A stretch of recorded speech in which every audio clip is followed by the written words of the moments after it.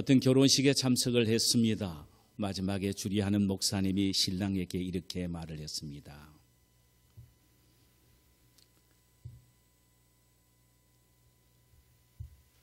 나의 사랑, 나의 어여쁜 자야, 일어나서 함께 시작하자. 감동적이더라고요. 별로 감동을 안 받으시네요. 나의 사랑, 나의 어여쁜 자야, 일어나서 함께 시작하자. 얼마나 좋습니까? 저도 결혼 주례할 때 이걸 한번 써먹으려고 지금 벼르고 있습니다. 좋지요. 지난 겨울은 유난히도 참으로 추웠습니다. 영하 15도 이하의 날이 꽤 많았습니다. 저는 한때 계절 중 겨울을 제일 좋아했습니다. 왜냐하면 겨울은 저에게 옛날 시골에서 살았던 추억들을 많이 주기 때문입니다. 스케이트 타러 다니고, 산으로 토끼 잡으러 다니고, 꽁 잡으러 다니고, 추워서 불을 쬐려고 모닥불을 피웠다가 산 홀랑 다 태워 먹는 일, 그래서 경찰서 붙잡혀가서 혼난 일, 이런 것들이 참 추억이 많습니다. 그래서 저는 참 겨울을 좋아했습니다. 그러나 요즘은 따스한 봄날이 그렇게 좋을 수가 없습니다. 봄을 영어로서는 스프링이라고 하지요. 이는 용수철처럼 활력 있고 샘솟는 것처럼 생동감이 넘치는 도약과 생기의 달을 표현하는 의미를 갖고 있습니다. 그래서 스프링을 봄이라고 말하죠. 봄은 여인의 계절이라고 하지요. 또 사랑의 계절이기도 합니다. 그래서 남녀간의 사랑의 결실이 봄에 많이 이루어진다고 합니다. 오늘 본문에 보니 한 남자와 한 여인의 사랑의 이야기가 소개되고 있습니다. 그 남자는 솔로몬 왕이요, 그 여인은 술람미 여인입니다. 솔로몬의 첫 부인이죠. 그러니까 솔로몬 왕과 술람미 여인의 사랑의 이야기가 아가서입니다.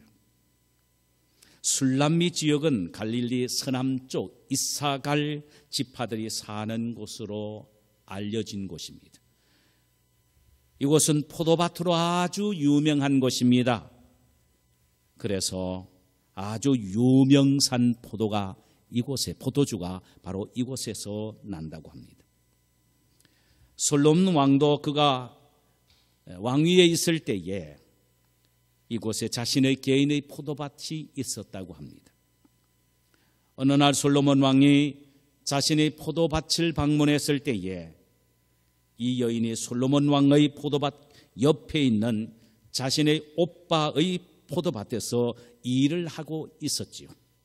그녀는 여러 명의 오빠 속에서 자란 외동딸이었으나 참으로 마음이 아름답고 착해서 자신의 밭을 제쳐놓고 오빠의 큰오빠의 밭에 와서 먼저 일을 하고 있었습니다. 이 여인의 큰오빠의 밭과 포도밭과 솔로몬 왕의 포도밭은 바로 인급한 곳에 서로 이렇게 맞물려 있었다고 합니다. 솔로몬 왕은 포도밭에서 일하고 있는 시골 처녀 술람미 여인에게 반했습니다. 그녀는 밭에서 일해서 피부는 검지만 참으로 아름다운 여인이었습니다. 바로 솔로몬 왕과 술람미 여인의 사랑의 이야기가 추운 겨울이 지나고 만물이 소생하는 봄날에 싹이 터 자랐습니다. 그러나 우리가 여기에서 알아야 될 중요한 것은 아가서가 우리에게 주는 진정한 교훈은 딴 데 있다라는 말입니다. 단순히 한 여인과 한 남자가 그저 좋아서 사랑의 이야기를 전하는 데만 이 아가서의 목적이 있는 것이 아니란 말이죠. 미래에 태어날 지상교회와 그리스도와의 사랑의 관계를 예언적으로 표현하는 데 이 아가서의 기록의 목적이 있습니다. 구약에서는 하나님과 이스라엘 백성 사이를 남편과 아내로 비유했지요. 신약에서는 그리스도를 신랑으로 교회를 신부로 비유했습니다. 부부는 특별한 관계에 있죠. 우리가 잘 압니다. 서로가 우주적 선택과 주권적 선택으로 되어졌기 때문입니다. 이 세상에 많은 여자가 있지만은 내 아나 하나만을 내가 선택했고, 이 세상에 많은 남자들이 있지만은 내 남편 하나만 내가 선택했는데 그것도 내가 원해서 주권적으로 선택을 했습니다. 그런데요, 이 부부 사이는 참 신비로움이 있습니다. 다른 사람의 눈에는 별로처럼 보이는데 자기의 눈에는 이 여자가 천하제일의 절세 미인으로 보인다는 사실입니다. 이 남자가 천하제일 미남으로 보여진다는 사실입니다. 제 눈에 안경이란 말이죠. 사랑하기에 그렇게 보이는 것입니다. 여러분, 어딜 보나 별 볼품 없는 존재이지만 우리 주님은 이 세상의 수많은 사람 가운데 우리만 뽑아 당신의 신부로 삼으셨습니다. 할렐루야. 어디가 그리 귀엽고 예쁜지 죽고 못 사실 정도입니다.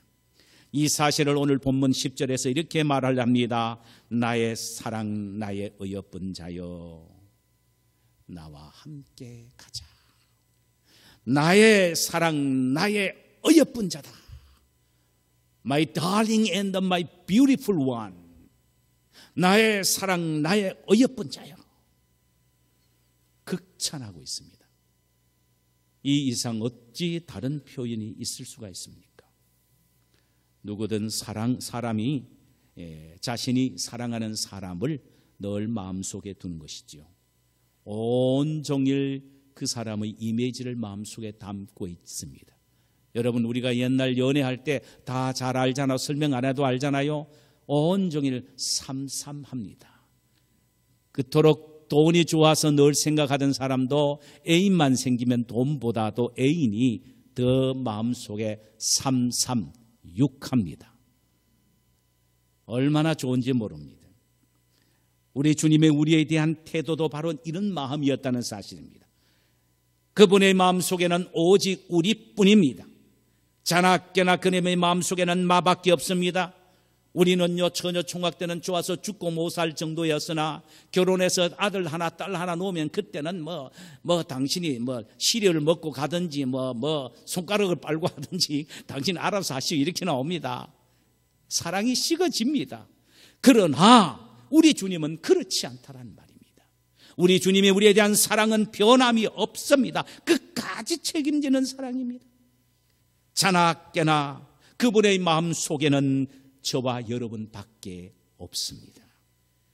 이것이 우리에 대한 우리 주님의 사랑입니다. 그렇다면 우리는 우리를 이토록 사랑하시는 우리 주님의 우리에 대한 속삭임에 귀를 기울일 수 있어야 합니다. 주님은 오늘 또 우리의 귀에다가 속삭이고 계십니다. 오늘 본문에 보면은 세 가지의 말씀으로 속삭이십니다.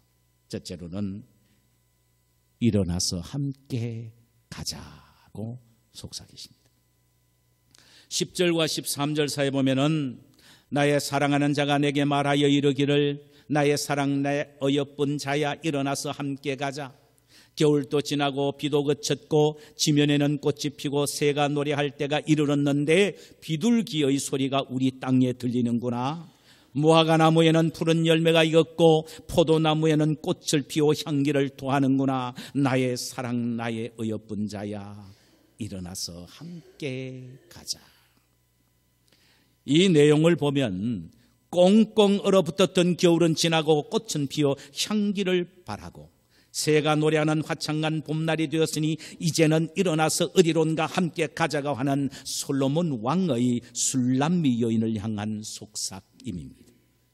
식어진 사랑의 열정을 새 생명의 계절인 봄날에 다시 한번 지펴보자는 의미입니다.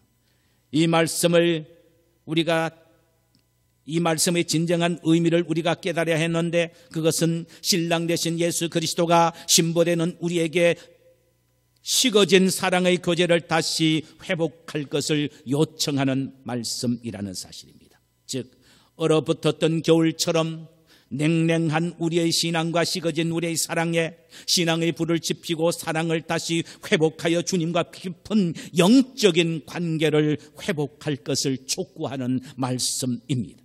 이는 곧 얼어붙었던 땅이 녹아 새싹이 돋아나고 무화과 나무의 푸른 열매는 익었고 포도나무는 꽃이 피어 향기를 반하는 봄날이 되었는데, 나에 대한 너의 사랑은 여전히 얼어붙어 있으니 어떻게 하면 좋으냐라는 의미입니다. 빨리 회복하라는 주님의 강력한 요구이기도 합니다. 우리 주님이 가장 안타깝게 여기시는 것이, 그리고 가슴 아프게 여기시는 것이 무엇인지 아세요? 주님에 대한 우리의 사랑이 식어지고 영적으로 침체되어 있는데도 불구하고 다시 회복할 줄 모르는 영적인 안전병이가 되어 있는 딱한 우리의 모습을 보실 때입니다. 그래서 계시록 2장 4절과 5절에서 에베소 교회를 통하여 우리에게 다음과 같이 교훈하시고 계시지요. 그러나 너를 책망할 것이 있나니 너의 처음 사랑을 버렸느니라. 얼마나 구구절절이 뼛속 깊이 사무치는 도전의 말씀인지 모릅니다. 너를 책망할 것이 있으니 너의 처음 사랑을 버렸느니라. 여러분, 처녀 총각 때 처음 사귈 때, 또 결혼하여 아름답게 꽃을 피우면서 살았던 그 사랑이 세월이 가면 더 뜨거워져야 되는데 사늘한 냉기가 되어버리고 말았지 않습니까? 어찌 그것이 인간관계에만의 우리의 식어버린 사랑만 우리가 설명할 수가 있겠습니까? 영적으로도 마찬가지라는 사실입니다. 처음에는 예수를 믿고 은혜를 받았을 때 주님에 대한 사랑이 얼마나 뜨거운지 모릅니다. 오직 예수 한 분으로 만족하고 즐거워하면서 주님만 생각해도 감격이 나고 교회만 와도 즐거웠고 믿음의 형제만 바라만 봐도 행복했습니다. 그런데 지금은 이게 웬일입니까? 신앙은 침체되고 사랑은 식어져 버린 겨울을 만난 우리의 모습이 아니냐라는 말입니다. 이것은 너나 할 것 없이 우리 모두가 경험해왔고 또 어떤 사람은 지금 경험하고 있을 줄로 생각을 합니다.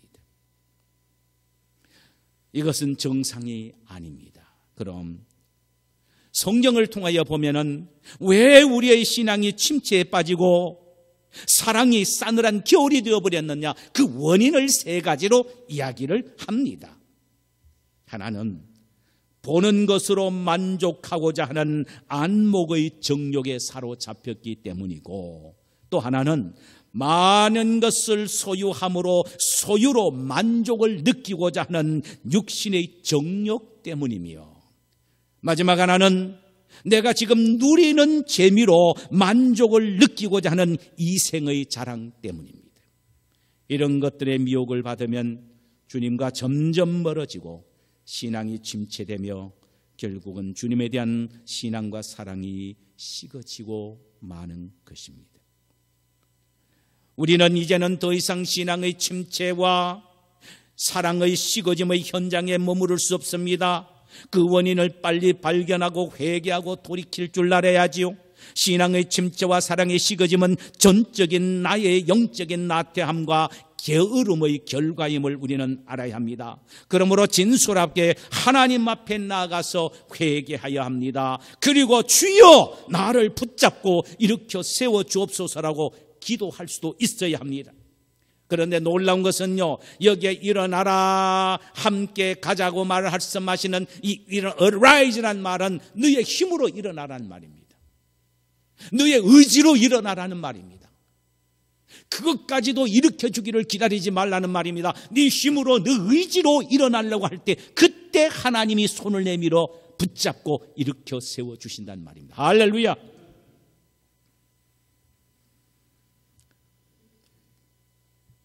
우리 함께 일어나 신앙의 자리로 나아가십시다. 우리 함께 일어나 말씀 앞으로 더욱 가까이 나가십시다. 우리 함께 일어나 순종의 자리로 나가십시다. 우리 함께 일어나 헌신과 충성의 자리로 나가십시다. 우리 함께 일어나 더욱더 기도에 힘을 내는 자리로 나아가십시다. 일어나 함께 가자라는 말씀은 주님과 더 깊은 영적인 교제의 자리로 나아가자라는 의미입니다. 사랑하는 여러분, 소생과 활력의 계절을 맞이한 이때 우리의 신앙을 다시 회복해야 합니다. 주님에 대한 우리의 열정적인 사랑에 다시 한번 불을 지펴야 합니다.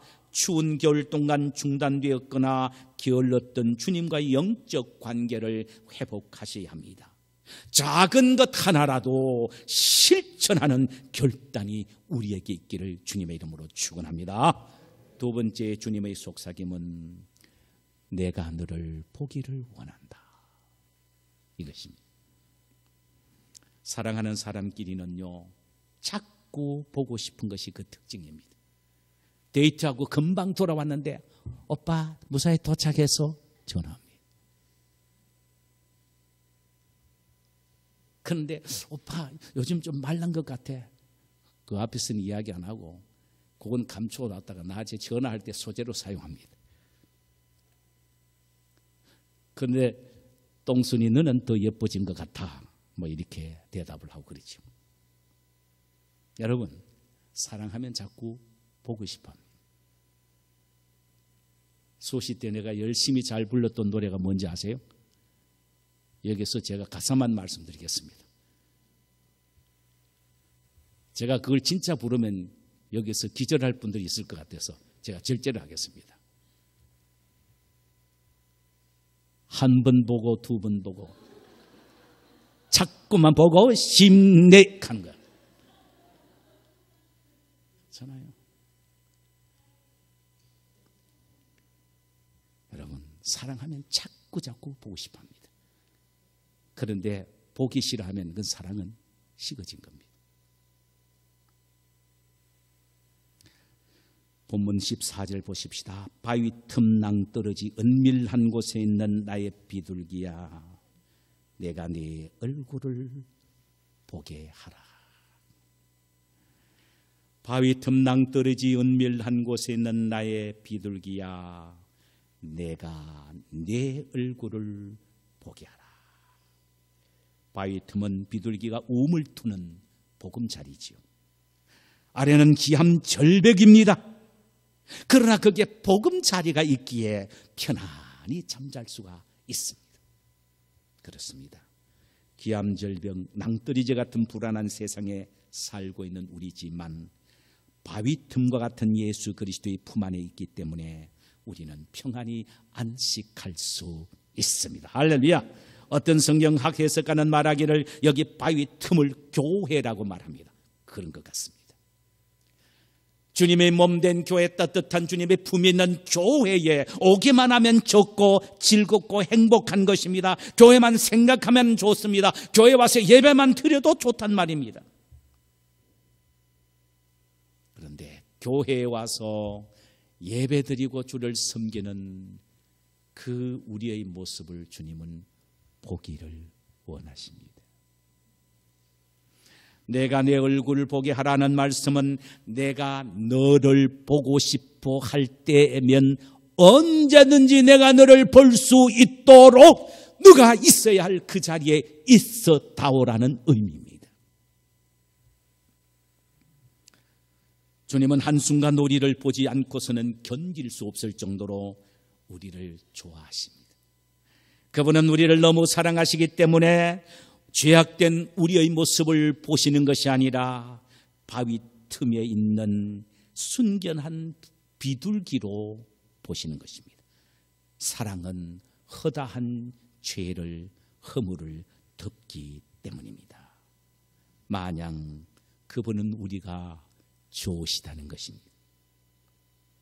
주님은 어느 한순간도 우리가 있어야 할 곳에 있지 않고 우리와 만날 장소에서 우리를 보지 못하신다면 안절부절이란 사실을 알아야 합니다. 어떤 교회 부부 집사님이 있었습니다. 세상 친구들과 개인 모임 때문에 이제 토요일 날 아침 일찍이 여러 부부 팀들이 함께 여행을 떠났습니다. 오랫동안 차를 타고 와서 피곤해서 저녁에 일찍이 잠이 들었습니다. 잠을 자는데 이 여자 집사님이 꿈을 꿨는데요. 꿈에 이상한 현상이 일어났습니다. 자기 교회의 예배당이 보이더니만 예배 광경이 싹 보이더랍니다. 그런데 늘 자기 부부가 앉아서 예배 드리는 그 장소, 그 자리가 비어져 있더랍니다. 그 다음이 문제입니다. 그런데 주님이요 오셔가지고 그 부부 빈자리를 보고는 두리번 하시면서 얘들이 도대체 어디 갔단 말인가? 얘들이 지금 어디 갔나? 얘들이 어디 갔나? 이렇게 하시더래요. 그런데 그 주님의 마음이 꿈속에서 자기 마음속의 느낌으로 느껴지더래요. 그 느낌이 어떤 느낌이냐면은 얼마 전에 자기 딸이 놀이터에서 사라져가지고 잃어버린 딸을 찾아서 헤매면서 이 골목 저 골목 다니면서 소리치며 울면서 다녔던 자기의 마음이 그대로 느껴지더래요. 그 꿈을 꾸고는 깜짝 놀라서 일어났습니다. 너무너무 마음이 아팠습니다. 너무너무 주님 앞에 죄송한 마음이 생겼습니다. 그래서 자기 남편을 깨워서 여보, 내가 오늘 이런 꿈을 꿨어요. 우리 돌아갑시다. 그 남편이요. 그렇다면 빨리 돌아가야 된다. 그러면서 그 밤에 돌아왔는데 새벽에 서울에 도착을 했습니다. 그래서 그날 교회에 참석을 했는데 여러분 그날 그 예배가 어떤 예배일 것 같습니까? 그분의 이야기가 일생일대 가장 은혜스러운 예배였다고 했습니다. 그가 예배를 드린 가운데 주님이 자신의 심정 속에 아주 세심한 음성으로 들려주시는 것이 뭐냐면 네가 이 자리에 오늘 없다면은 내가 얼마나 마음이 불안했는지 모를 것이다. 그러시더래요. 그 음성을 세미한 음성을 듣고 얼마나 감격을 했는지요. 여러분, 우리 주님은 주일 예배 시간에 바로 여러분이 앉아 계시는 이 자리에서 예배 드리는 여러분을 보기를 원하십니다. 할렐루야. 수요 예배에 우리 모두 얼굴을 보기를 원하시며 우리 모임을 갖는 바로 그 자리에 주님은 여러분들이 참석하신 그 모습을 보기를 원하십니다. 당신이 사랑하시는 우리가 마땅히 있어야 할 그곳에 있지 않는다면 우리 주님이 얼마나 섭섭하시겠습니까? 우리를 사랑하시는 그분의 사랑을 생각해서라도 그토록 우리를 보기를 원하시고 애타게 기다리시는 주님이신데 항상 그 앞에 우리의 얼굴을 보여드려야 할 것입니다. 내가 내 얼굴을 보기를 원한다. 내가 내 얼굴을 보게 하라. 이 주님의 음성을 우리 마음속 깊이 새기게 되시기를 주님의 이름으로 축원합니다. 마지막 하나는요. 주님이 우리에게 속삭이시는 또 하나의 말씀은 나 네 소리 듣기를 원한다. 내가 너의 소리를 듣기를 원한다. 14절 하반절입니다. 나로 내 소리를 듣게 하라. 여러분 사랑하는 사람의 음성만이라도 들으면 좋습니다. 음성만을 좀. 여러분 카톡 있죠? 옛날엔 그게 없었는데 지금 카톡에는요. 딱 누르면은 보이스가 나옵니다. 그죠? 장거리 전화 요금 내면서 쓸 필요 하나도 없습니다. 그런데 놀라지 마세요. 그 보이스를 넣은 목적이 어디냐면은 10대와 20대를 위해서라고 했습니다. 원래 그 보이스를 감히 한 이유가 10대와 20대 보고 싶은 대상자가 너무나도 많거든요. 그래서 그것을 겨냥해서 했는데 10대가 20대가 요즘 아니고 요즘 70, 80 먹은 할아버지 할머니들에게 대박입니다. 어찌요? 요즘 소식이 없죠. 잘들 사냐? 여기서 이제 전화를 우리 김영순 집사님이 전화하면 한국에서 동생이 받는 거예요. 언니여 걱정하지 만다게 잘 있으란게 하고 이렇게. 이 인기가 요즘 젊은 사람들이 아니라 어른들에게 인기가 많습니다. 누구에게나 다 인기가 있는 것이죠. 왜냐하면요, 글씨를 메시지를 보는 보다도 음성이 더 좋거든요. 그렇잖아요. 우리 주님은 우리에게 음성을 듣기를 원하시는데 그것은 다툼의 소리도 아니요, 분내는 소리도 아니요, 화내는 소리도 아니라 주님의 원하시는 음성이 따로 있습니다. 첫 번째는 기도의 소리입니다. 주님은 우리의 기도 소리를 듣기를 원하십니다. 그러므로 우리 주님은 우리에게 쉬지 말고 기도하라고 말씀하셨어요. 하나님은 예수를 이 세상에 보내어서 십자가에 pier려 죽게 하심으로 우리의 모든 것을 다 이루어 놓으셨습니다. 그런데 그 모든 것을 이루어 놓은 것을 기도를 통하여 받기를 원하십니다. 그래서 에스겔서 36장 37절에는 이렇게 말씀하십니다. 그래도 이스라엘 족속이 이같이 자기들에게 이루어지기를 내게 구하여야 할지라. 예수 그리스도께서 다 이루어 놓으셨다 할지라도 그래도 기도하고 받기를 원한다는 말씀입니다. 예레미야서 33장 3절에 보니 너는 내게 부르짖으라 내가 내게 응답하겠고 내가 알지 못하는 크고 은밀한 일을 내게 보이리라. 왜 하나님께서 우리의 기도 소리를 듣기를 원하십니까? 그저 듣는 것으로만 즐기는 것이 아니고 우리의 기도 소리를 듣고 응답해 주시기를 위해서입니다. 할렐루야. 요한계시록 5장 8절에 보니까요, 기도는 하나님께 분향하는 향이라고 했습니다. 하나님의 제단에는 불이 절대로 꺼지면 안 됩니다. 꺼지면 큰일 납니다. 항상 하나님의 제단에는 향이 타오르게 되어 있습니다. 그런데 보세요, 기도가 바로 하나님께 분향하는 향이라 그랬습니다. 기도가 불이란 말이죠. 꺼져서는 안 되는 불이란 말입니다. 그만큼 기도는 중요한 것이고 기도의 소리를 하나님의 귀에 들려드리게 하는 것은 마땅한 일이며 그렇게 할 때에 하나님은 늘 우리의 기도를 응답해 주신다는 말씀입니다. 둘째로는 찬송의 소리입니다. 찬송은 하나님의 은혜와 축복에 반응하는 감사제입니다. 히브리서 13장 15절에 보니까 그러므로 우리는 예수로 말미암아 항상 찬송의 제사를 하나님께 드리자. 이는 그 이름을 증언하는 입술의 열매니라 그랬습니다. 보세요. 찬송은 제사입니다. 이스라엘 백성들에게 있어서 철저히 필요했던 것은 제사였습니다. 제사 없으면 하나님의 은혜를 받지 못합니다. 제사 없이는 은혜를 누리지 못합니다. 그래서 제사입니다. 그런데 찬송이 제사라고 말합니다. 여러분, 우리가 오늘날 하나님 앞에 이 늘 부르는 찬송은 하나님 앞에 드려지는 제사입니다. 할렐루야. 여러분들이 다니면서 일을 하면서 찬송 부르는 것요, 그것이 하나님 앞에 드리는 지금 제사입니다. 아멘. 다윗은 하나님이 듣고 싶어 하시는 것은 찬송임을 그가 노래로 이렇게 표현을 했습니다. 시편 69편 30절에서 31절입니다.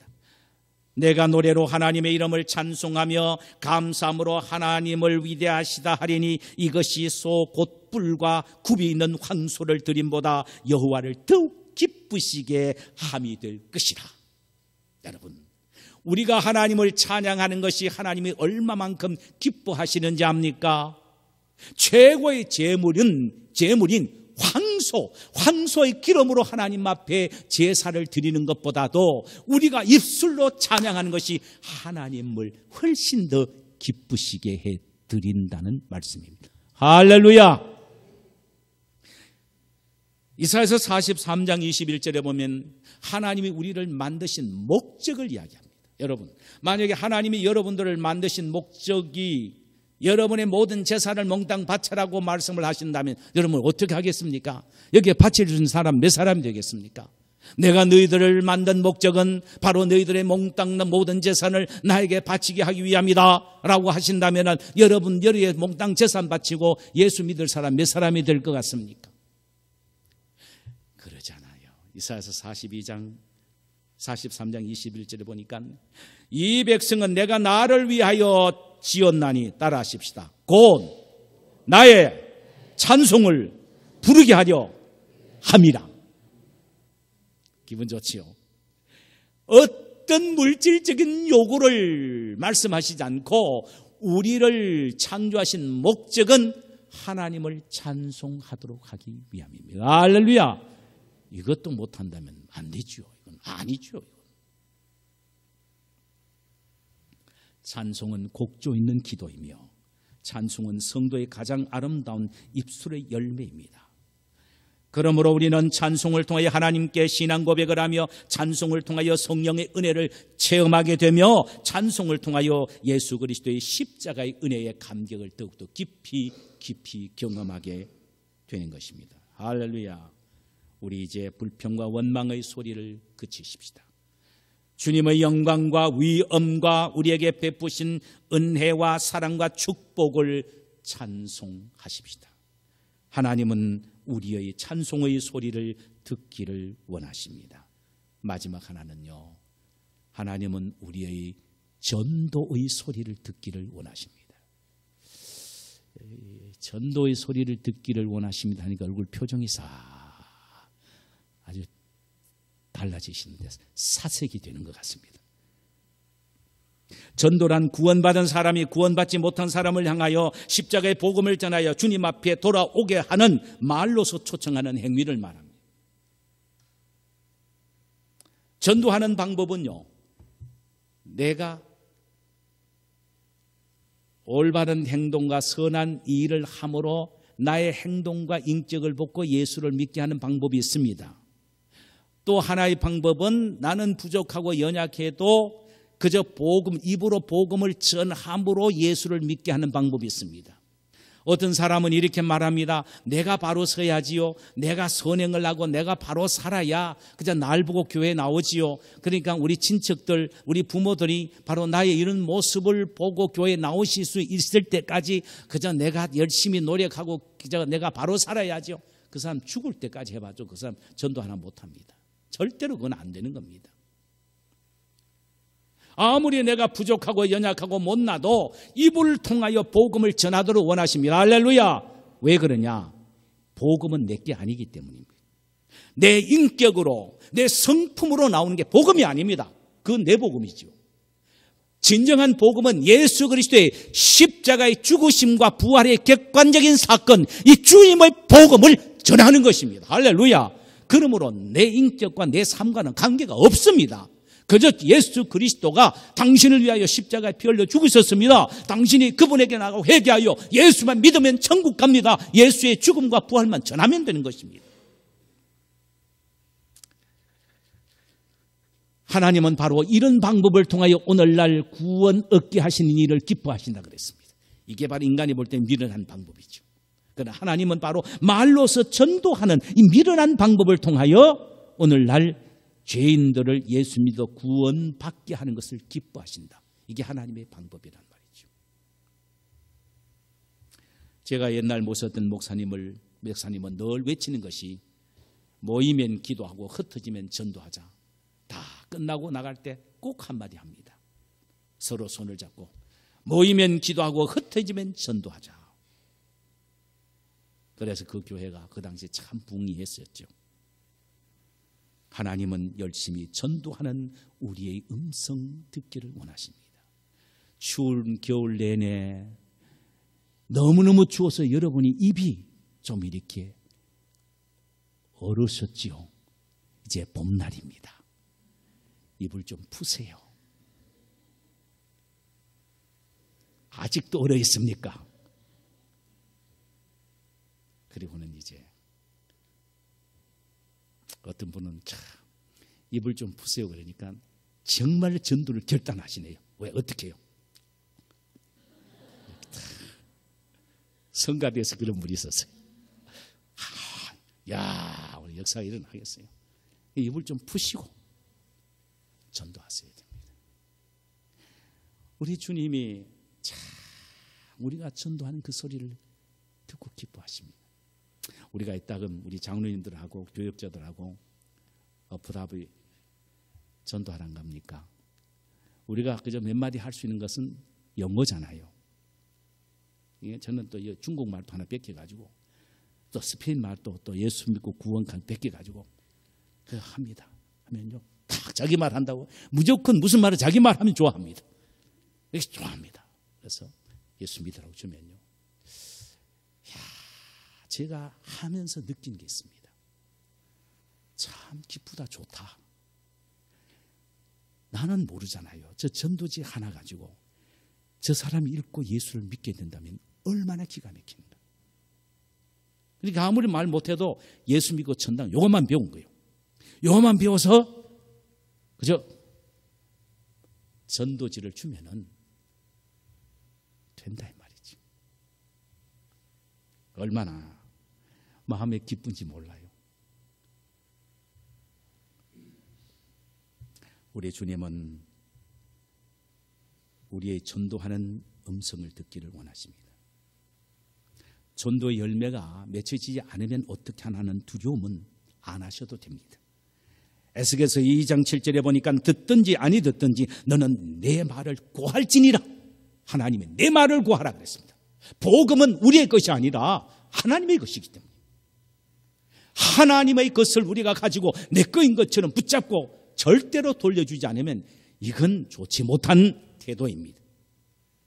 디모데후서 4장 2절에는 너는 말씀을 전파하라. 때를 얻든지 못 얻든지 항상 힘쓰라. 때를 얻든지 못 얻든지 열심히 입으로서 전도함으로 그 전도의 음성을 하나님의 귀에 들려드리게 하라 이 말입니다.